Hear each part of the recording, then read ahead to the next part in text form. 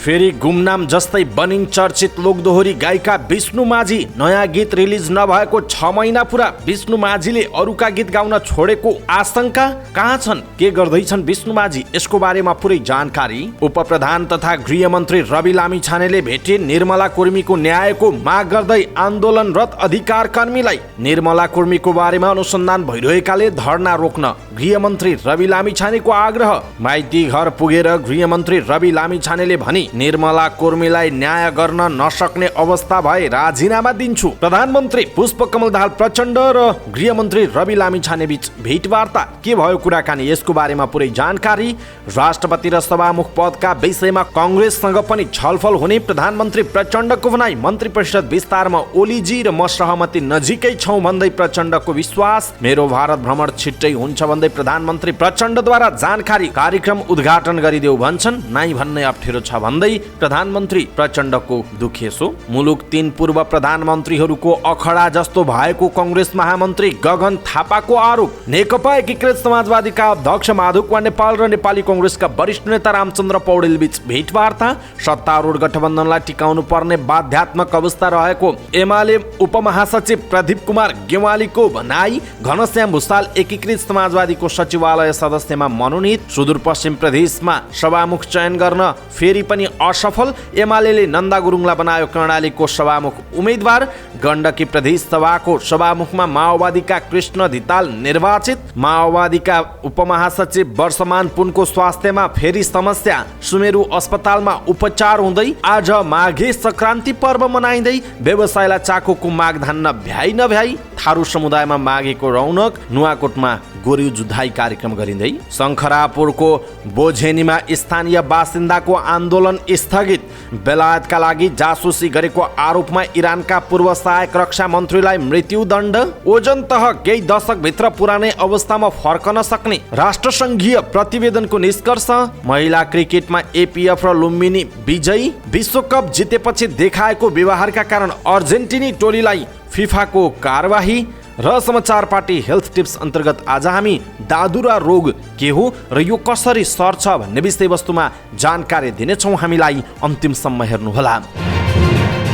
दर्शक महानुभाव नमस्कार। समाचार पार्टी.com को न्यूज बुलेटिनमा यहाँलाई हार्दिक स्वागत छ। म प्रहलाद चन्द्र घिमिरे। आज मिति विक्रम सम्वत 2079 साल माघको 1 गते आइतबार इस्वीसम्म सन् 2023 जनवरी 15 तारिक आज माघे संक्रान्ति, मकर संक्रान्ति, घिउ चाकु खाने दिन, उत्तरायण आरम्भ आज छ र आज मकर स्नान पनि आरम्भ छ। सम्पूर्ण महानुभावहरूलाई आज माघे संक्रान्तिको हार्दिक मङ्गलमय शुभकामना छ। घिउ चाकु शक्खरखण्ड तरुल लगायतका फलहरू कन्दमूलहरू यहाँहरूले खानुहोला। धेरै धेरै शुभकामना समाचार पार्टी.com को तर्फबाट। कृपया तपाईले पनि तपाईका आफन्तजन इष्टमित्र साथीभाइहरूलाई तलको कमेन्ट बक्समा शुभकामनाका सन्देशहरू लेखिदिनुहोला। सदाको झैं आज पनि हामी उपस्थित भएका छौं। आजका महत्त्वपूर्ण समाचार, ब्रेकिङ न्यूज अपडेट लगायत तपाईलाई काम लाग्ने हेर्नै पर्ने महत्त्वपूर्ण खबरहरू लिएर हामीलाई अन्तिमसम्म हेर्नुहोला। हाम्रो मेहनतका लागि यो भिडियोमा एउटा लाइक अवश्य गर्नुहोला। दर्शक महानुभाव, पलपलको न्यूज अपडेटका लागि हाम्रो च्यानललाई तपाईले अहिलेसम्म सब्स्क्राइब गर्नुभएको छैन भने कृपया सब्स्क्राइब गर्नुहोस् अनि नजिकै आउने बेल आइकनलाई क्लिक गर्नुहोला। दैनिक रूपमा हेर्नुहुन्छ भने तपाईले रेगुलर भनेर लेख्नुहोला। आज पहिलो चोटि हो भने फर्स्ट टाइम भनेर लेखिदिनुहोला। देशभित्र हुनुहुन्छ भने आफू रहेको गाउँ ठाउँ सहर जिल्लाको नाम लेख्नुहोला। विदेशमा हुनुहुन्छ भने कुन देशबाट हेरिरहनु भएको छ त्यो कुरा तलको कमेन्ट बक्समा कमेन्ट गर्नुहोला। आउनुहोस् दर्शक महानुभाव, आजका महत्त्वपूर्ण समाचारहरू सुरु गरौँ चर्चित लोकदोहोरी गायिका विष्णु माझीको प्रसङ्गबाट। लोकदोहोरी भन्ने बित्तिकै सबैको मुखमा झुन्डिने नाम हो विष्णु माझी।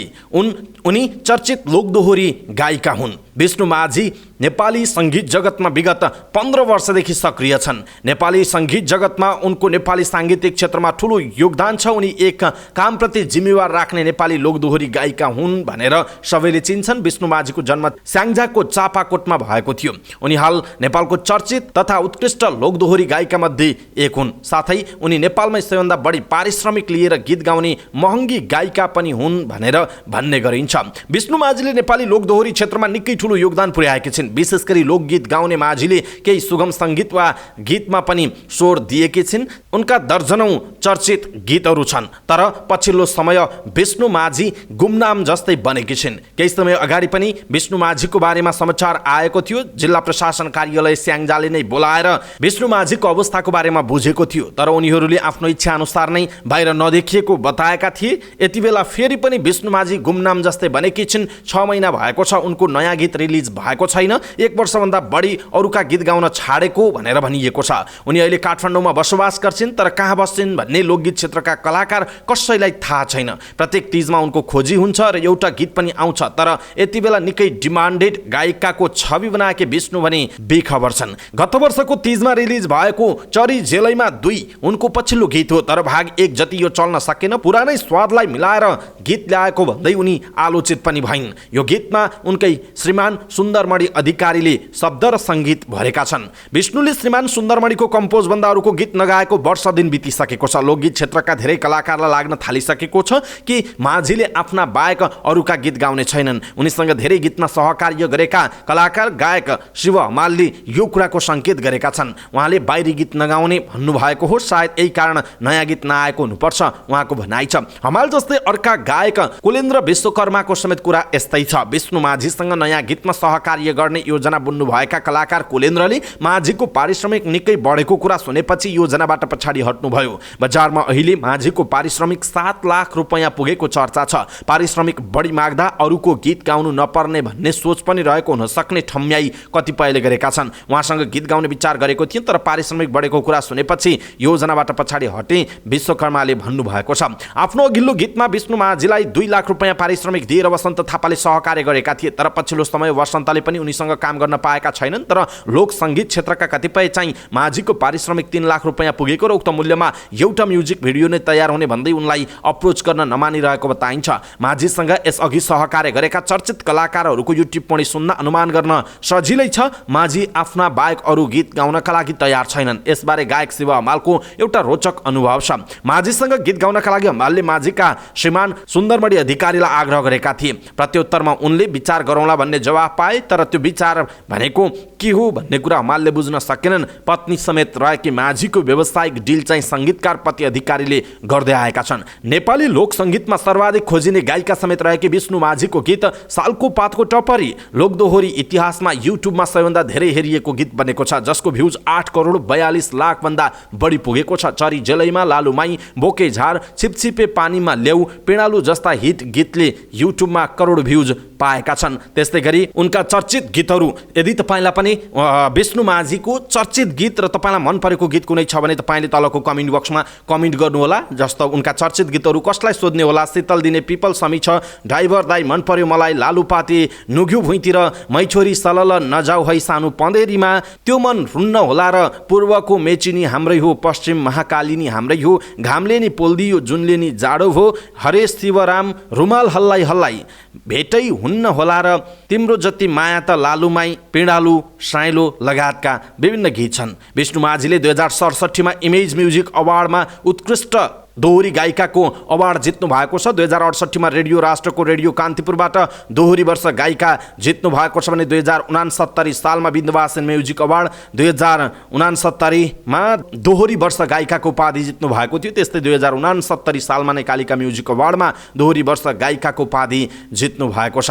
दर्शक महानुभाव, यसरी पछिल्लो समय फेरि गुमनाम जस्तै बनेको भनेर विष्णु माझीको बारेमा यो समाचार आएको छ। यसप्रति तपाईँको धारणा के छ? आफ्नो धारणा तलको कमेन्ट बक्समा कमेन्ट गर्नुहोला। साँच्चै विष्णु माझी, उहाँको स्वर तपाईँलाई कस्तो लाग्छ, उहाँका गीतहरू तपाईँलाई कस्तो लाग्छ, त्यो कुरा तलको कमेन्ट बक्समा कमेन्ट गर्नुहोला।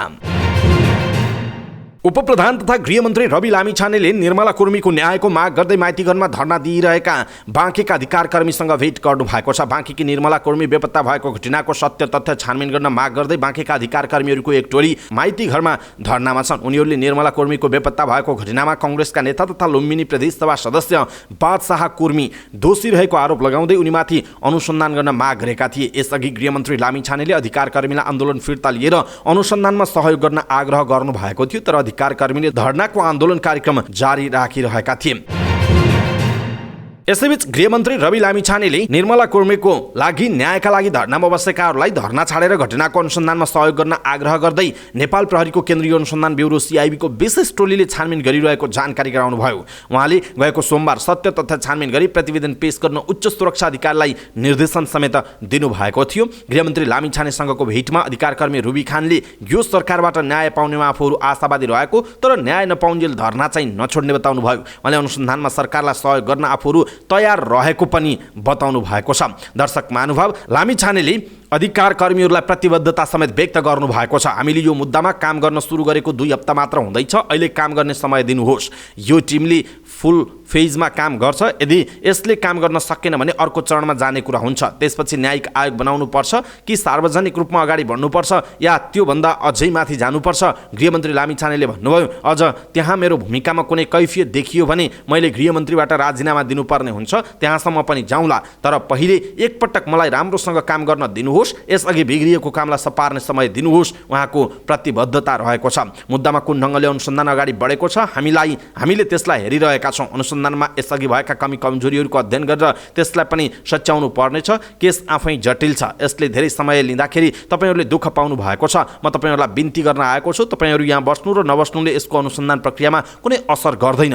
रवि लामिछानेले भन्नुभयो, म यो सरकारको गृहमन्त्री भएको हिसाबले ग्यारेन्टी छ कि तपाईँहरू यहाँ बसे पनि नबसे पनि यो मुद्दाको संवेदनशीलतालाई मैले बुझेको छु। कोही अपराधीलाई जो कोहीले पनि संरक्षण गरेको छ र त्यसको प्रमाण पाए भने संरक्षण गर्ने मान्छेलाई पनि कारबाही गर्छु। तपाईँहरू निर्धक्क हुनुहोला, तपाईँहरू घर जानुहोस्, बरु तपाईँहरूलाई पठाउने व्यवस्था के गर्नुपर्छ म गर्छु, उहाँको भनाइ छ। मन्त्री लामिछानेले आफू कुर्मीको मुद्दालाई लिएर दबावमा रहेको समेत बताउनुभयो। म यसै पनि दबावमा छु, तपाईँहरू यो चिसोमा कठाङ्ग्रिएर नबसिदिनुहोस्। यो विषय आफैमा संवेदनशील छ, यसमा तपाईँहरूको अरू जोडबल चाहिँदैन, म निर्धक्क भएर काम गर्छु। उहाँले भन्नुभयो, तपाईँहरू यहाँ नबसे पनि न्याय पाउने कुरामा कुनै फरक पर्दैन, म डटेर लागेको छु, उहाँको भनाइरहेको छ। दर्शक महानुभाव, रवि लामिछानेको भनाइप्रति तपाईँको धारणा के छ? आफ्नो धारणा तलको कमेन्ट बक्समा कमेन्ट गर्नुहोला। प्रधानमन्त्री पुष्पकमल दाहाल प्रचण्ड र उपप्रधानमन्त्री रवि लामिछाने बीच भेटवार्ता भएको छ। शनिबार साँझ प्रधानमन्त्रीलाई भेट्न उपप्रधानमन्त्री तथा गृहमन्त्री रवि लामिछाने बालुवाटार पुग्नु भएको हो। दुई नेता बीच मन्त्री परिषद विस्तार लगायतका विषयमा छलफल भएको उनीहरू निकट स्रोतले बताएका छन्। सत्तारूढ दलहरू बीच राष्ट्रिय स्वतन्त्र पार्टीबाट 3 मन्त्री र 1 राज्यमन्त्री रहने सहमति भएको नेताहरूले बताएका छन्। यद्यपि सबै सत्ता साझेदार दलहरू बीच सहमति नहुँदा मन्त्री परिषद विस्तार हुन सकिरहेको छैन। शनिबार बिहान प्रधानमन्त्री पुष्पकमल दाहाल प्रचण्ड र नेकपा एमाले अध्यक्ष केपी शर्मा ओली बीच पनि भेटवार्ता भएको थियो। शनिबार दिउँसो सम्पादकहरूसँगको कुराकानीमा प्रचण्डले मन्त्री परिषद विस्तारमा ओली र आफू सहमति नजिक रहेको पनि बताउनु भएको थियो।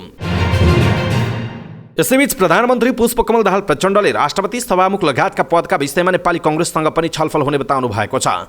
सरकारी निवास बालुवाटारमा सञ्चार माध्यमका सम्पादकहरूसँगको कुराकानीमा उहाँले सोमबार राष्ट्रपति, उपराष्ट्रपति, सभामुख लगायतका पदका विषयमा छलफल गर्न प्रतिनिधि सभामा रहेका राजनीतिक दलहरूको सर्वदलीय बैठक बोलाइएको जानकारी दिनुभएको छ।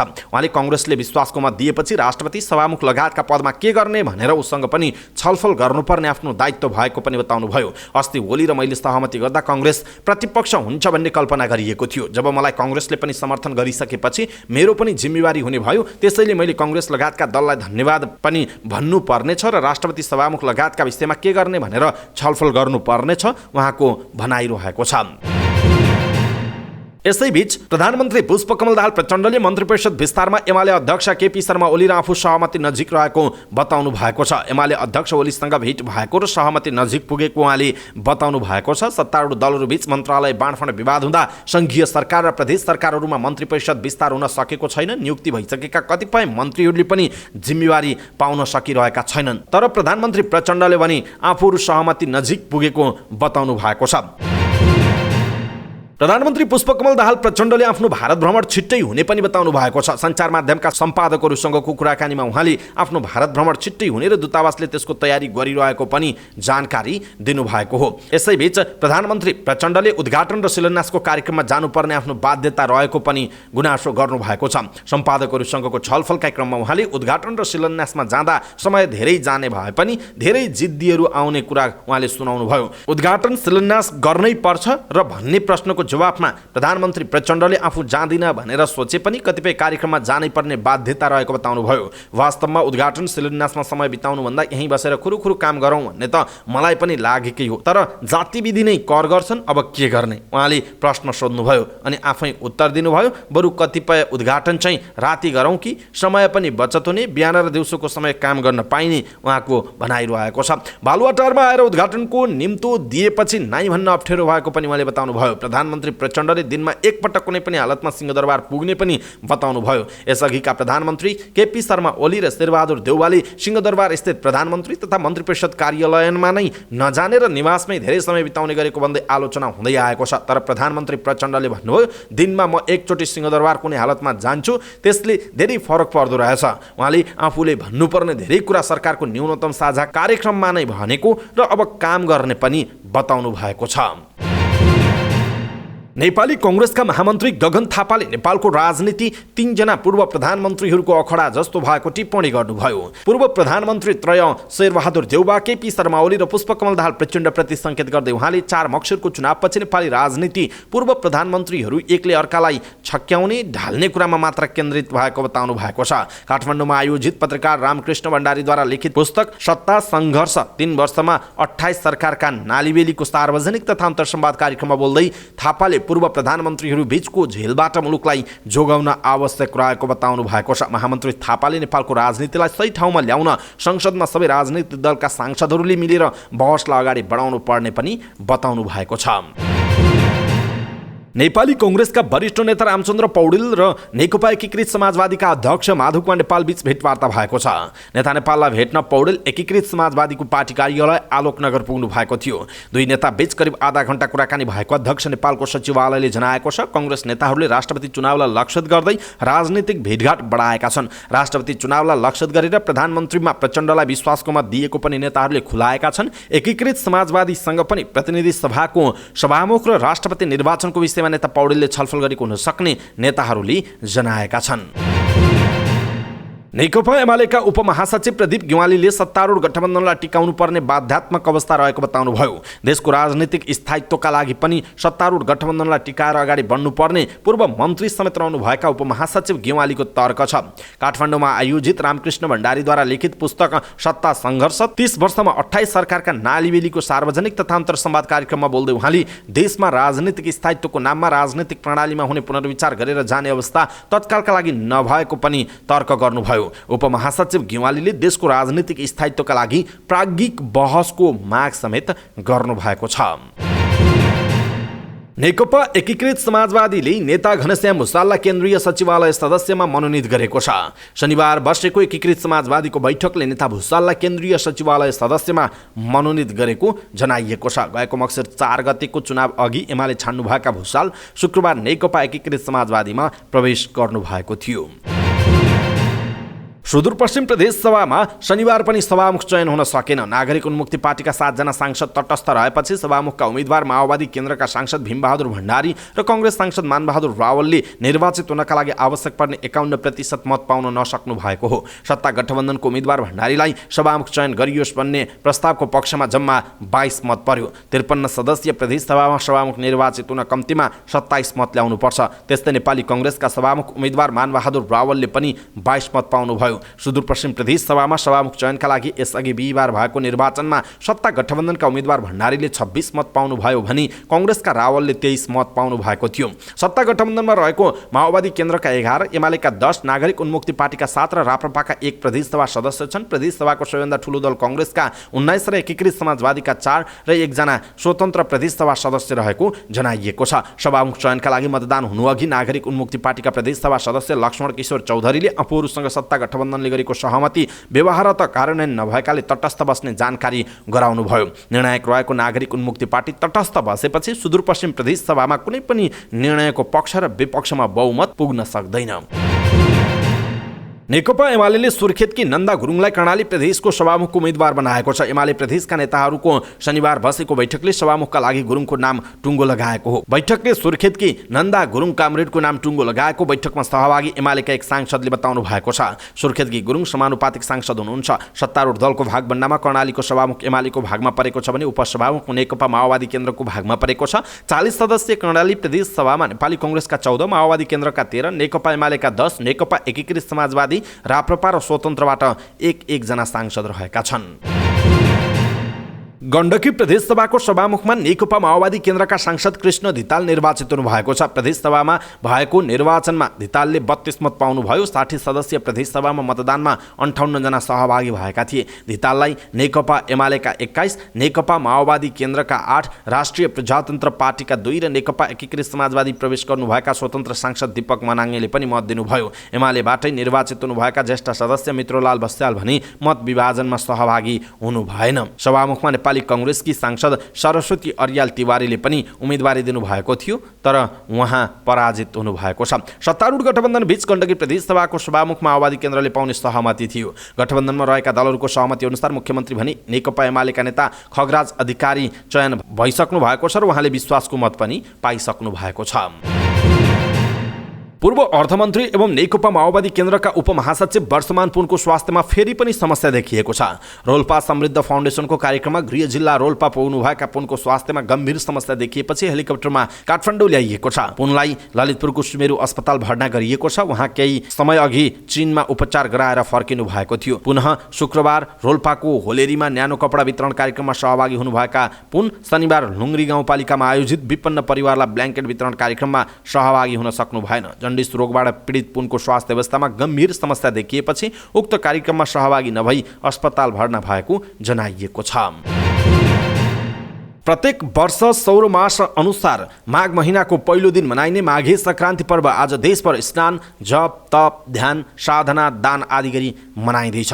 सूर्य धनु राशिबाट मकर राशिमा प्रवेश गर्ने भएकाले माघ 1 गतेलाई मकर संक्रान्ति पनि भनिन्छ। माघे संक्रान्ति अर्थात् माघी पर्वको अवसरमा सरकारले देशभर सार्वजनिक बिदा दिएको छ। माघ 1 गतेदेखि उत्तरायण सुरु हुने भएकाले दिनभन्दा रात छोटो हुँदै जान्छ। उत्तरायण सुरु हुने दिनको स्नान, जप, तप, ध्यान, साधना, दान आदिलाई पुण्यदायक मानिन्छ।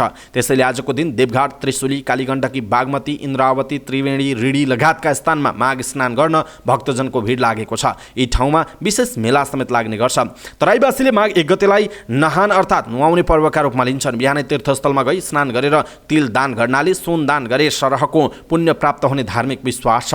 धर्म सिन्धुमा माघे संक्रान्तिको दिन घिउ, चाकु, तिलका परिकार, खिचडी नखाने, दान नगर्ने, जलाशयमा गई स्नान नगर्ने, ध्यान नगर्ने व्यक्ति जीवनभर रोगी हुने उल्लेख गरिएको धर्मशास्त्रविद प्राध्यापक डाक्टर रामचन्द्र गौतमले बताउनुभयो। त्यसैले माघे संक्रान्तिको दिन घिउ, चाकु, तिलका लड्डु, खिचडी, सखरखण्ड, तरुल लगायतका परिकार खाने चलन छ। यी परिकारले जाडोमा न्यानो प्रदान गर्ने भएकाले चिसो समयमा पर्ने पर्वमा ताता परिकार खाने गरिएको विश्वास गरिन्छ। आजको दिन शरीरमा तिलको तेलले मालिस गर्दा दूषित पदार्थ बाहिर निस्कन्छ भन्ने विश्वास गरिन्छ। शरीरका नाडी, स्नायुमण्डल र हड्डीलाई तिलको तेलले मालिसबाट सुदृढ र स्वस्थ राख्न सकिने आयुर्वेद शास्त्रीय मान्यता पनि रहेको छ। दर्शक महानुभाव, यहाँहरू सम्पूर्णलाई आज माघे संक्रान्ति, मकर संक्रान्ति, घिउ चाकु खाने दिन, उत्तरायण आरम्भ, मकर स्नान सबै जुन जसरी बुझे पनि माघ 1 गते पर्ने पर्व हो यो। यहाँहरू सम्पूर्णलाई माघे संक्रान्ति, मकर संक्रान्ति, माघी सबैको हार्दिक मङ्गलमय शुभकामना छ समाचारपाटी.com को तर्फबाट र मेरो तर्फबाट पनि। कृपया तपाईँले पनि हामीलाई शुभकामना दिनुहोला। तपाईँको आफन्तजन इष्टमित्रहरूलाई पनि शुभकामना दिन सक्नुहुनेछ। माघे संक्रान्ति आज मध्यपृथ्वी नगरपालिका 4 का 2 पोखरी इनाय टोलका व्यापारीलाई भने चाकु बनाउन भ्याइ नभ्याइ भएको छ। मध्यपुरमा 58 वर्ष अघि बाबु गणेश प्रसाद श्रेष्ठले सुरु गर्नुभएको चाकु बनाउने पेसा नाति पुस्तासम्म पनि प्रख्यात छ। माघे संक्रान्ति नजिकिएसँगै माघे संक्रान्तिकै बेला उत्तमराज श्रेष्ठको परिवार 1 महिना अघिदेखि चाकु बनाउन व्यस्त छ। आज विशेष गरी चाकु खाने दिनका रूपमा पनि माघे संक्रान्तिलाई मनाइन्छ। थिमीमा चाकु उत्पादन गर्ने पुरानो एकमात्र गणेश चाकु वासको नामबाट प्रख्यात श्रेष्ठले माघे संक्रान्तिका लागि मात्र नभई वर्षभरि नै चाकु बनाउँदै आएको उहाँको भनाइरहेको छ। यसैबीच आज माघे संक्रान्ति थारू समुदायमा माघीको रौनक बढेको छ र सँगसँगै नुवाकोटमा गोरु जुधाइ गर्ने एउटा खालको परम्परा पनि रहेको छ। हल गोरु जुधाएर नुवाकोटको तारुकामा गोरु जुधाएर रमाइलो गर्ने अनौठो चलन रहेको छ।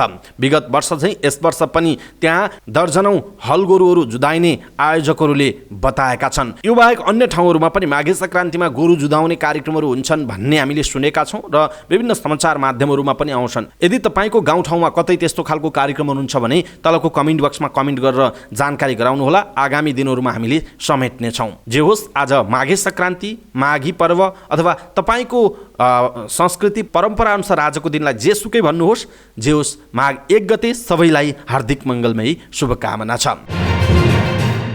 नेपाल विद्युत प्राधिकरण र काठमाडौँको शङ्करापुर नगरपालिका 3 स्थित बोझेनीका आन्दोलनरत पक्षबीच 3 बुँदे सहमति भएको छ। काठमाडौँ 2 की सांसद सोभिता गौतम, शङ्करापुर नगरपालिकाका प्रमुख रमेश नापित, काठमाडौँका प्रमुख जिल्ला अधिकारी घनश्याम उपाध्याय, विद्युत प्राधिकरणका कार्यकारी निर्देशक कुलमान घिसिङ सहित भएको वार्तामा आन्दोलन स्थगित गर्ने सहमति भएको छ। काठमाडौँ 2 की प्रतिनिधि सभा सदस्य सोभिता गौतमले सर्वपक्षीय छलफलबाट तत्कालका लागि आन्दोलन स्थगित भएको बताउनुभयो। सब स्टेसन निर्माण स्थलमा स्थानीय बासिन्दाबाट भइरहेको अवरोध तत्काल स्थगित गर्ने र स्थानीय प्रशासनबाट शान्ति सुरक्षाका लागि परिचालन गरिएका प्रहरीलाई फिर्ता पठाउने निर्णय भएको पनि उहाँले बताउनुभयो। मानव बस्तीमा सब स्टेसन निर्माण गर्न नहुने र यसलाई अरू ठाउँमा नै सार्नुपर्ने माग राख्दै केही स्थानीयले सब स्टेसन निर्माणमा अवरोध गर्न दैनिक रूपमा त्यस क्षेत्रमा प्रदर्शन हुँदै आएको थियो। इरानले पूर्व सहायक रक्षा मन्त्री अलीरेजा अकबरीलाई मृत्युदण्ड दिएको छ। बेलायतका लागि जासुस गरेको आरोपमा सन् 2019मा पक्राउ परेका अकबरीलाई मृत्युदण्ड दिएको बीबीसीले जनाएको छ। अकबरीसँग बेलायत र इरानको दोहोरो नागरिकता थियो। अकबरीले दोहोरो नागरिकता भए पनि जासुसी गरेको आरोप भने अस्वीकार गर्दै आएका थिए। बेलायतले अकबरीको मृत्युदण्डलाई स्थगित गरेर तत्कालै रिहा गर्न माग गर्दै आएको थियो। यस्तै अमेरिकाले पनि अकबरीलाई मृत्युदण्ड नदिने इरानलाई दबाब दिएको थियो। इरानले पछिल्लो केही वर्ष यता दोहोरो नागरिकता भएका वा विदेशी स्थायी आवासीय प्रमाणपत्र रहेका कयौं व्यक्तिहरूलाई गुप्तचरी र राष्ट्रिय सुरक्षा सम्बन्धी अभियोगमा पक्राउ गरेको बीबीसीले जनाएको छ। ओजन-तह केही दशकभित्र पुरानै अवस्थामा फर्कन सक्ने संयुक्त राष्ट्रसङ्घको एउटा प्रतिवेदनले देखाएको छ। ओजन-तह जोगाउन मानव जातिले चालेका कदमले काम गरिरहेको भन्दै संयुक्त राष्ट्रसङ्घीय प्रतिवेदनले केही दशकमा ओजन-तह यस अघिको अवस्थामा पुनर्स्थापित हुन सक्ने निष्कर्ष छ। सन् 1987मा भएको एउटा अन्तर्राष्ट्रिय सम्झौताले ओजन-तहलाई नष्ट पारिरहेका हानिकारक रसायनहरूको प्रयोगमा प्रतिबन्ध लगाएको थियो। एउटा प्रमुख समीक्षा प्रतिवेदनले यो कदम सफल रहेको निष्कर्ष निकालेको छ। सूर्यको घातक परावैजनी विकिरणबाट मानिसहरूलाई रक्षा गर्ने ओजन-तह यस अघिकै अवस्थामा फर्कने दिशामा रहेको वैज्ञानिकहरूले बताएका छन्। ओजन-तह पृथ्वीको वायुमण्डलको पातलो भाग हो जसले सूर्यको परावैजनी विकिरणको प्रायजसो मात्रा सोच्छ। त्यो पातलिँदै जाँदा त्यस्तो विकिरण पृथ्वीको सतहसम्म आइपुग्छ जसबाट मानव र अन्य सजीव तथा प्राणीहरूलाई घातक असर पर्न सक्ने हुन्छ।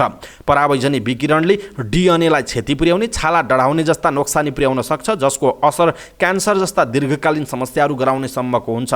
सन् 1970 को दशकदेखि ओजन तह पातलो हुन थालेको थियो। ओजन तहलाई त्यसरी कमजोर पार्नमा क्लोरोफ्लोरोकार्बन नामक रासायनिक यौगिकको भूमिका रहेको बताउने गरिएको छ। यो ग्यास स्प्रे क्यान, फ्रिज, फोमको इन्सुलेसन र एयर कन्डिसनरमा भेटिन्छ। ओजन तहमा ठूलो भ्वाङ रहेको तथ्य वैज्ञानिकहरूले सन् 1985मा पहिचान गरेका थिए। त्यसको 2 वर्षपछि 46 वटा देशहरूले घातक रसायनहरूको प्रयोग घटाउँदै लैजाने प्रतिबद्धता सहित मोन्ट्रियल प्रोटोकलमा हस्ताक्षर पनि गरेका थिए। इटहरीमा जारी प्रधानमन्त्री कप महिला 2020 राष्ट्रिय क्रिकेट प्रतियोगितामा विभागीय टोली एपीएफ क्लब र लुम्बिनी क्लबले विजयी सुरुवात गरेका छन्। इटहरीको जनता क्रिकेट पार्कमा सम्पन्न पहिलो खेलमा एपीएफले गण्डकी प्रदेशलाई 7 विकेट र लुम्बिनी प्रदेशले कर्णाली प्रदेशलाई 98 रनको फराकिलो अन्तरले पराजित गर्दै शुक्रबारबाट सुरु भएको प्रतियोगितामा विजयी सुरुवात गरेका हुन्। साबिक विजेता एपीएफले गण्डकीबाट पाएको 52 रनको सामान्य लक्ष्य 8.4 ओभरमा 3 विकेट गुमाउँदै भेट्टाउँदै प्रतियोगितामा सुखद सुरुवात गरेको छ। एपीएफका लागि कप्तान सीता राणा मगरले अभिजित 19 तथा रोमा थापाले अभिजित 14 रनको पारी खेल्दा ओपनर ज्योति पाण्डेले 8 रनको योगदान गरिन्। त्यस्तै इन्दु वर्मा र सरिता मगर शून्यमा पेभिलियन फर्किए। बलिङतर्फ गण्डकीका लागि 3 विकेट कप्तान सृष्टि जैसीले निकालिन्। यस जितसँगै समूह ए को एपीएफले समूह तालिकामा 2 अङ्क जोड्दा गण्डकीले हारबाट प्रतियोगिताको सुरुवात गरेको छ। यसअघि टस हारेर ब्याटिङको निम्तो पाएको गण्डकीले पुरै 20 ओभरमा 7 विकेट गुमाएर मात्र 51 रनको योगफल बनाउन सकेको थियो। गण्डकीका लागि कप्तान सृष्टि जैसीले सर्वाधिक 14 रन बनाउनु बाहेक अन्य ब्याटरले दोहोरो अङ्कमा रन जोड्न सकेनन्। शनिबार नै सम्पन्न दिनको दोस्रो खेलमा लुम्बिनी प्रदेशले कर्णाली प्रदेशलाई 98 रनले पराजित गर्दै प्रतियोगितामा सुखद सुरुवात गरेको छ। लुम्बिनीबाट पाएको 148 रनको लक्ष्य पछ्याएको कर्णालीले 18.1 ओभरमा सबै विकेट गुमाएर मात्र 49 रन जोडेको बताइएको छ। गत महिना कतारमा सम्पन्न विश्वकप फुटबलको फाइनल जितेपछि अर्जेन्टिनी टोलीले आपत्तिजनक व्यवहार देखाएको भन्दै अन्तर्राष्ट्रिय फुटबल महासङ्घ फिफाले अर्जेन्टिनी टोलीलाई अनुशासनको कारबाही सुरु गरेको जनाएको छ। 2018को विश्वकप विजेता फ्रान्सलाई पेनाल्टीमा हराउँदै अर्जेन्टिना 2022को विश्वकप विजेता बनेको थियो। यस क्रममा अर्जेन्टिनी गोलकिपर एमिलियानो मार्टिनेजले खेल सकिएपछि आफूले पाएको उत्कृष्ट गोलकिपरको ट्रफीसँगै ड्रेसिङ रुममा फ्रेन्च स्टार खेलाडी केलियन एम्बापेको खिल्ली उडाउँदै गरेको अवस्थामा देखिएका थिए। एम्बापे भने यसपटक विश्वकपमा आफ्नो टोलीलाई उपविजेता बनाउँदै सर्वाधिक गोल गरेर गोल्डन बुट विजेता बने। यस क्रममा फिफाले अर्जेन्टिनाले आपत्तिजनक व्यवहार देखाउँदै निष्पक्ष खेलका सिद्धान्त उल्लङ्घन गरेको तथा खेलाडी र अधिकारीहरूको दुर्व्यवहार गरेको भन्दै अनुशासनको कारबाही गरेको जनाएको छ। यससँगै अर्जेन्टिनी गोलकिपर मार्टिनेज पनि त्यस्तो गतिविधिका कारण विवादित बनेका थिए। यसबाहेक क्रोएसियाली टोलीमाथि पनि भेदभावको आरोपमा अनुसन्धान भइरहेको बताइएको छ। क्रोएसियाली खेलाडीहरूले तेस्रो स्थानका लागि मोरक्को विरुद्ध भएको खेल जितेपछि फाँसीवादी अर्थ दिने गरी गीत गाएका थिए। यस बीचमा फिफाले मेक्सिकोलाई पनि कारबाही गरेको जनाएको छ। समाचार पार्टी न्युज बुलेटिनमा पालो भएको छ समाचार पार्टी हेल्थ टिप्स। आजको समाचार पार्टी हेल्थ टिप्समा हामीले दादुरा रोग के हो र कसरी सर्छ भनेर जानकारी दिँदैछौँ, किनकि नेपालको पश्चिमी नेपालगञ्ज लगायतका विभिन्न ठाउँहरूमा दादुराहरू फैलिएको छ। एकजनाको मृत्यु भएको छ। त्यसकारण यो दादुरा रोगको बारेमा सबैलाई हेल्थ टिप्स दिनुपर्ने जरुरी भएको छ। यदि यहाँहरूलाई थाहा छ भने यहाँहरूले पनि अरू आफन्तजन इष्टमित्र साथीभाइहरूलाई भनिदिनु होला। फेसबुक ट्विटर लगायतका सामाजिक सञ्जालमा सेयर गरिदिनु होला यो हेल्थ टिप्स, ताकि अरूलाई पनि दादुरा रोग के हो र कसरी सर्छ भन्ने कुराको जानकारी होस्। 6 महिनादेखि 15 वर्ष मुनिका सबै बालबालिकाहरूलाई दादुरा खोप लगाउँ। समयमा खोप लगाई आफ्ना बालबालिकाहरूलाई विभिन्न रोगबाट बचाउन सकिन्छ। अतिरिक्त दादुरा खोप अभियान किन सञ्चालन गरिएको छ त? मिति 2079 पौष 22 गतेदेखि बाँके जिल्ला नेपालगञ्ज उपमहानगरपालिकाका केही वडामा बालबालिकाहरूमा दादुरा रोग देखिएको छ। यो रोग अत्यन्त संक्रामक र अरू बालबालिकालाई पनि छिटो सर्ने जोखिम भएकाले यस्तो जोखिम न्यूनीकरण गर्न अतिरिक्त दादुरा खोप अभियान सञ्चालन गरिएको छ। त्यसो त दादुरा रोग के हो त? दादुरा निकै छिटो सर्ने सरुवा रोग हो। यो रोग सामान्यतया 5 वर्ष मुनिका बालबालिकाहरूलाई धेरै लाग्दछ र त्यसले छिट्टै महामारीको रूप लिन पनि सक्दछ। दादुरा रोग लाग्यो भने यसका जटिलताहरू जस्तै निमोनिया, झाडा पखाला, जलवियोजन र कुपोषणको कारणले बिरामीको मृत्यु पनि हुन्छ। दादुरा कसरी सर्छ त? दादुराको भाइरस मानिसबाट मानिसमा मात्र सर्दछ। यो भाइरस संक्रमण भएको व्यक्तिको नाक तथा घाँटीमा रही वृद्धि हुने र श्वास नली एवं अरू भित्री अङ्गहरूमा संक्रमण गर्दछ। दादुरा रोग संक्रमण भएको रोग लागेको व्यक्तिले खोक्दा, हाच्छिउँ गर्दा निस्कने छिटा एक व्यक्तिबाट अर्को व्यक्तिमा हावाको माध्यमबाट सर्दछ। दादुरा रोगका लक्षणहरू: ज्वरो आउनु र शरीरमा राता बिमिरा देखा पर्नु दादुरा रोगका प्रमुख चिन्ह अथवा लक्षण हो। यसको साथै रुगाखोकीको लक्षण चिन्हहरू नाकबाट पानी बग्ने, खोकी लाग्ने, आँखा रातो हुने, आँखा पाक्ने आदि पनि हुन सक्छ। रोगीको सम्पर्कमा आएको 10 देखि 12 दिनपछि मात्र दादुराको लक्षण ज्वरो देखा पर्छ। दादुरा संक्रमित व्यक्तिलाई डावर र बिमिरा देखा पर्ने भन्दा 4 दिन अगाडिदेखि र डावर परेको 4 दिन पछिसम्म अर्को व्यक्तिमा सर्न सक्दछ। के दादुरा रोगको उपचार हुन्छ? दादुरा रोग लागेपछि यसको खास उपचार छैन, तर यस्तो रोग लागेमा अरूलाई सर्नबाट बचाउन बिरामीलाई अलग राख्नुका साथै स्वास्थ्यकर्मी वा स्वास्थ्य संस्थामा तत्कालै लगी लक्षण अनुसार र जटिलता अनुसारको उपचार गर्नुपर्छ। साथै बिरामीलाई भिटामिन ए अनिवार्य रूपमा खुवाउनुपर्छ। दादुरा रोगबाट बच्ने एकमात्र उपाय दादुरा विरुद्धको खोप लिनु नै हो। त्यसैले यो रोगबाट बचाउन नियमित खोप मार्फत बालबालिकाहरूलाई 9 र 15 महिनाको उमेरमा दादुराको खोप 2 मात्र लगाउनुपर्छ। साथै अभियानमा समेत सबै बालबालिकालाई अनिवार्य रूपमा दादुरा खोप लगाउनु पर्दछ। यस अभियानमा कसलाई लक्षित गरिएको छ? यस अभियानमा 6 महिनादेखि 15 वर्ष मुनिका सबै बालबालिकाहरूलाई लक्षित गरिएको छ।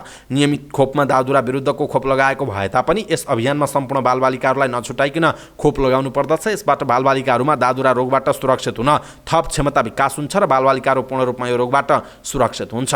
यो अभियानमा दादुरा खोप कहाँ लगाइँदैछ त? यस अभियानमा तोकिएका विभिन्न खोप केन्द्र, स्वास्थ्य संस्था, शहरी स्वास्थ्य इकाइ, आधारभूत स्वास्थ्य सेवा केन्द्र, विद्यालय, वडा कार्यालय तथा अन्य पाएक पर्ने स्थानहरूमा खोप सेवा सञ्चालन हुनेछ। अभियान सञ्चालन हुने मितिमा आफ्ना बालबालिकाहरूलाई पाएक पर्ने नजिकैको खोप केन्द्रमा गई खोप लगाउनु पर्दछ। कुनै कारणले उक्त दिन खोप लगाउन छुट भएमा अभियानभित्रमा नजिकैको जुनसुकै खोप केन्द्र, स्वास्थ्य संस्थामा गएर पनि खोप लगाउन सकिन्छ। दादुरा खोप कसले दिन्छ त?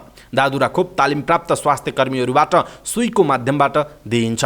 के दादुरा खोप लगाउन सुरक्षित छ त? दादुरा खोप प्रभावकारी र सुरक्षित छ। सुई लगाएको ठाउँमा दुख्ने, सामान्य ज्वरो आउने, बिमिरा आउने जस्ता सामान्य असरहरू देखिन सक्छन् र यी असरहरू केही समयपछि आफै ठिक हुँदै जान्छन्। खोप लगाए पश्चात बालबालिकामा अन्य समस्याहरू पनि देखा पर्न सक्छन् जुन खोपको कारणले नभई अन्य कारणबाट पनि भएको हुन सक्छ। खोप पश्चात बालबालिकालाई कुनै पनि समस्या भयो भने तत्कालै स्वास्थ्य संस्था वा स्वास्थ्य कर्मीहरूसँग सम्पर्क गर्नुपर्छ। यो खोप नियमित रूपमा प्रयोग भएको दादुरा रोग विरुद्धको खोप नै हो, यो कुनै नयाँ खोप होइन। अभियानमा खोप लगाएपछि नियमित खोपमा दादुरा रुबेला खोप दिनुपर्छ कि पर्दैन त? यो अभियानमा दिइएको दादुरा रुबेला खोप पूरक थप मात्रा हो। यो अभियानमा खोप लगाए तापनि नियमित खोपमा उपलब्ध हुने दादुरा रुबेला खोप लगायत सबै रोग विरुद्धका खोपहरू 15 महिनासम्ममा तालिका अनुसार नै अनिवार्य लगाउनुपर्छ। खोप अभियानमा तपाईँ हाम्रो र सबै समुदायको कस्तो जिम्मेवारी र भूमिका रहन्छ त? यो अभियानमा पनि तपाईँ हामी सबैको महत्त्वपूर्ण भूमिका र जिम्मेवारी छ। समुदाय टोल बस्तीमा कहीँ कुनै बालबालिका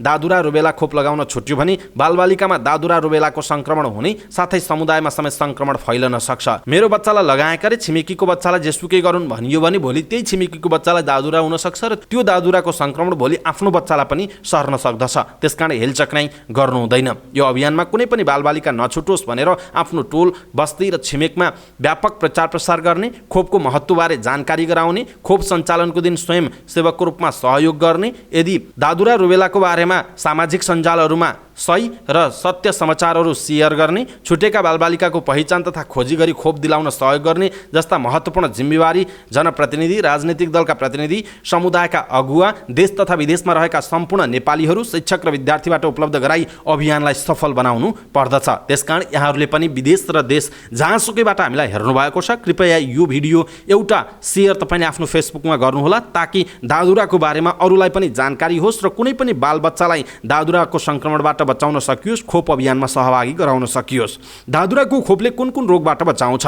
यस अभियानमा दिइने खोपमा रुबेलाको पनि खोप हुने भएकाले यस खोपले दादुरा र रुबेला दुवै रोगबाट बचाउँछ। दादुरा महामारीको अवस्थामा बालबालिकाहरूलाई भिटामिन ए खुवाउन जरुरी छ त? यस दादुरा महामारीको अवस्थामा बालबालिकालाई निम्न अनुसार भिटामिन ए क्याप्सुल दिन जरुरी छ। दादुरा निदान भएका बालबालिकाहरूलाई 2 मात्रा पहिलो र दोस्रो दिनमा र जटिलता भए तेस्रो मात्रामा पनि दिन सकिन्छ। भिटामिन ए को कमीले आँखाको समस्या देखा परेको बिरामीलाई 3 मात्रा पहिलो दिन, दोस्रो दिन र 28औं दिनमा दिने गरिन्छ। यो चाहिँ स्वास्थ्य कर्मीको परामर्शमा हुने गर्दछ। दीर्घ कुपोषण भएका बालबालिकाहरूलाई 1 मात्रा भिटामिन ए निदान भएकै दिनमा दिने, दीर्घ झाडापखाला भएका बालबालिकाहरूलाई 1 मात्रा भिटामिन ए दिने, 6 महिना मुनिका बालबालिकाहरूलाई 2 थोपा, 6 देखि 1 वर्षका बालबालिकाहरूलाई 4 थोपा र 1 वर्ष माथिका सबै बालबालिकाहरूलाई थोपा पूरा मात्रा भिटामिन ए दिने। दर्शक महानुभाव, आज हामीले यहाँहरूलाई दादुरा के हो, कसरी सर्छ, हाम्रो भूमिका के हुन्छ भनेर लुम्बिनी प्रदेश सरकार स्वास्थ्य मन्त्रालयले जारी गरेको सूचना यहाँहरूमा आज हामीले प्रस्तुत गर्यौं। तपाईलाई कस्तो लाग्यो आफ्नो धारणा तलको कमेन्ट बक्समा कमेन्ट गर्नुहोला। विशेष गरी तपाईँ लुम्बिनी प्रदेशमा हुनुहुन्छ, त्यस आसपासको जिल्लामा हुनुहुन्छ, बाँके, नेपालगञ्ज लगायत त्यतातिर तपाईँहरू हुनुहुन्छ भने त्यतातिर दादुरा फैलिएको छ र त्यतातिर लक्षित गरी लुम्बिनी प्रदेश सरकारले जुन खालको एउटा स्वास्थ्य मन्त्रालयले यो स्वास्थ्यसँग सम्बन्धित जानकारी दिएको छ, यो जानकारी हामीले यहाँहरूमा आज प्रस्तुत गर्यौं। तपाईलाई कस्तो लाग्यो र यो लुम्बिनीमा अहिले फैलिएको भएर लुम्बिनीको स्वास्थ्य मन्त्रालयले जारी गरेको यसरी भोलि जहाँ पनि जुन ठाउँमा पनि दादुरा फैलिन सक्छ, किनकि त्यहाँ फैलिए पछाडि नेपालका विभिन्न ठाउँमा अब संक्रमण हुन सक्छ भनेर हामी चाहिँ त्यो सचेत चाहिँ हुनुपर्छ। त्यसकारण तपाईँले जहाँबाट हेरेको भए पनि अहिले त फेसबुक छ, तपाईँ पूर्वको मान्छे भए पनि पश्चिमको साथीहरू हुन सक्नुहुन्छ, तपाईँ जहाँको भए पनि आफूले सुने पछाडि, आफूले थाहा पाए पछाडि यो भिडियोलाई सेयर गरिदिनु होला ताकि अरूलाई पनि थाहा होस् दादुरा रुबेलाको बारेमा, यो खोपको बारेमा, यो अभियानको बारेमा, संक्रमण कसरी रोक्ने भन्ने विषयवस्तुमा सम्पूर्ण जानकारी छ। हामीले यहाँहरूका निमित्त यो प्रस्तुत गर्यौं। हाम्रो यो अभियान जुन हेल्थ टिप्स दिने अभियान छ, यसप्रति तपाईँको धारणा के छ? आफ्नो धारणा तलको कमेन्ट बक्समा पनि कमेन्ट गरिदिनु होला है त। अवस्था दर्शक महानुभाव, आजका महत्त्वपूर्ण समाचार, ब्रेकिङ न्यूज अपडेट लगायत तपाईँलाई काम लाग्ने हेर्नै पर्ने महत्त्वपूर्ण खबरहरू यति नै। हामीले प्रस्तुत गरेका समाचारहरूप्रति तपाईँको धारणा के छ? आफ्नो धारणा तलको कमेन्ट बक्समा कमेन्ट गर्नुहोला। हाम्रो मेहनतका लागि यो भिडियोमा एउटा लाइक अवश्य गर्नुहोला। दर्शक महानुभाव, पलपलको न्यूज अपडेटका लागि हाम्रो च्यानललाई तपाईँले अहिलेसम्म सब्स्क्राइब गर्नुभएको छैन भने कृपया सब्स्क्राइब गर्नुहोस् अनि नजिकै आउने बेल आइकनलाई क्लिक गर्नुहोला। पलपलको न्यूज अपडेटका साथ फेरि हाम्रो भेट हुनेछ। तपाईँ समाचार पार्टी हेर्दै गर्नुहोस्। नमस्कार।